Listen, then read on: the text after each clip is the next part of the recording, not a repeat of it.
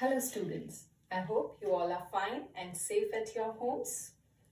Okay, today we are going to begin the next poem, Fire and Ice by Robert Frost, which is the second poem in Class 10 textbook, The First Flight. Okay, students, if I ask you, what do you think? How would the world end? If the world ends one day, how would it end? By looking at today's scenario, by listening to the news every day, you might say it can be COVID-19. But in these difficult times, students, I would suggest stay at home, have courage, and let hope be the antidote to fear. Let us hope that we'll soon get over with this. And of course, we'll start our regular classes also. Okay, now coming back to the poem, Fire and Ice. Here also, the poet is presenting the theories about how the world might end one day. Now students, there are two theories regarding how the world might end. So Robert Frost is here discussing these two theories. Let me ask you, what is responsible for the survival on this planet Earth? Yes, the temperature suitable to our life, which supports life, is of course responsible. The water, food available is responsible for the life to sustain on the planet Earth. Here, the two theories mentioned are fire and ice. The two theories are that either the world, some people believe that world will end in fire. The inner core of the earth will heat up to such an extent that it will lead to the end of the world. And the second theory is that the temperature of our planet will come down to such an extent that it would harm life. It won't be possible for life to survive on this planet. So let us now come to the poem, text of the poem, and I'll read the poem for you once. Some say the world will end in fire, some say in ice. From what I have tasted of desire, I hold with those who favor fire.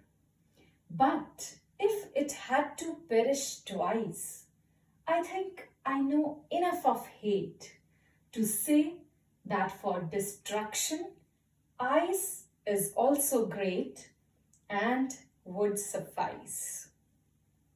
So now students, if you go through the poem yourself once again, you will get to know that the poet has here given us the hints by using the word desire or the word hate, that the poem does not only have a literal meaning, which is, let us first come to the literal meaning. Some people say, as I've already told you, according to some people, the world will end one day in fire, and some say it will end in ice. Either the earth will burn out and the world will end, or the temperature will be so low that the earth will end up in ice. Says, from what I've tasted of desire, the poet says, I've seen, I've tasted, I've experienced the desire of human beings, and I hold with those who favor fire. He says, I am with those people who say that the world would end in fire. I am with those people. So that means fire is here a symbol of desire. Fire, the word fire, poet has used as a symbol of desire, symbol of passion. So in the first two lines, poet is just presenting the idea of two theories. Some will say world will end in fire, some in ice. From what I have tasted of desire, here he gives a direct hint that fire stands for desire. The word fire is used as a metaphor for desire, the passions, the desires of human beings. Then he says, but if it had to perish twice, perishes to destroy, to die. He says, if the world had to perish, to die twice, I think I know of hate. I've seen hatred also destroying something completely. So he says, here, this is clear. I think I know of hate. So ice is again a metaphor for hate or hatred. Ice is a metaphor for hatred. He says, if it had to perish twice, then I think I know enough of hate to say that for destruction, to destroy something, ice, coldness is also great and would suffice. That means if the world had to destroy twice, not only fire but ice is also suffice. Not only desire but hatred also has the power to destroy something. So poet actually means that the human emotions, the literal meaning is the world will end either in fire or in ice. Either the temperature will be too high or the temperature will be too cold, so that it would result in the end of world. But the inner feelings, the human emotions are also, they also have the potential for inner destruction. The human's emotions are equally responsible, can equally be responsible for destruction. He says that human emotions can cause harm which is irreparable. According to the poet, the emotions should be controlled, otherwise they can cause an irreparable destruction, an irreparable loss. These emotions which we have are good, but if we do not keep a control on them, if we do not control them, then they may bring destruction. They may destroy the whole world.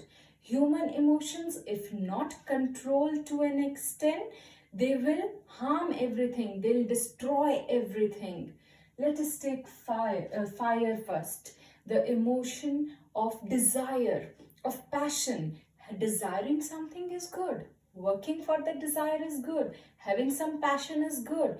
But if we do not have keep a check on it, then that passion may destroy others or sometimes ourselves also. Then comes to ice. He compares ice with hatred. That means coldness, rigidity, being insensitive. If the emotion of ice, that means emotion of hatred, is not controlled by human beings, it may see when we if you use ice on human body, what does it what is its reaction on human body? It makes the body numb, isn't it? Ice makes a body numb. So he says ice. Why is he using ice as a metaphor for hatred? The poet here says that ice has an effect of numbness on our mind. Hatred creates numbness in our mind and we become insensitive. We become rude. We become intolerant.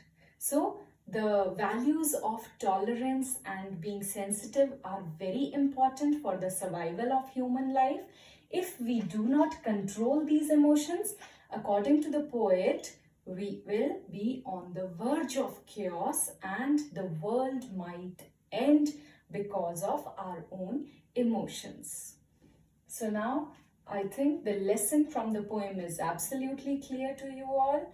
Having emotions is good, but we must keep our emotions in control. Like you can say that human beings are progressing a lot, but there are a very less number of people who are keeping a check on their emotions, and Frost is wondering whether human beings will be able to keep a check on their emotions, whether they'll be able to save their world from destroying it themselves, from being cruel, from being insensitive, from being intolerant. Will they be able to survive and support life? It's not just about literal fire and ice, it's about our hatred and desire. Okay, so I think now the theme of the poem is absolutely clear. Now let us move on to the poetic devices. So the very first poetic device which we can find, you all know here, is metaphor. In the title itself, fire is used as a metaphor for the emotion desire, and ice has been used as a metaphor for the emotion hatred. So desire can also stand for, in this poem, it can also stand for greed, for avarice, for lust. Let me write down a few human emotions related to fire and ice. Desire, lust, greed, avarice, fury, anger. Symbols of fire in this poem. And ice, rigidity, coldness, intolerance, then insensitivity.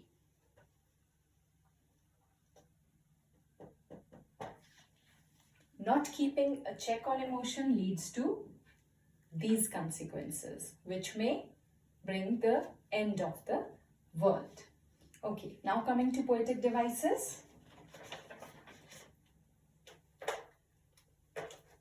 Some say the world will end in fire, some say in ice. From what I have tasted of desire, I hold with those who favor fire.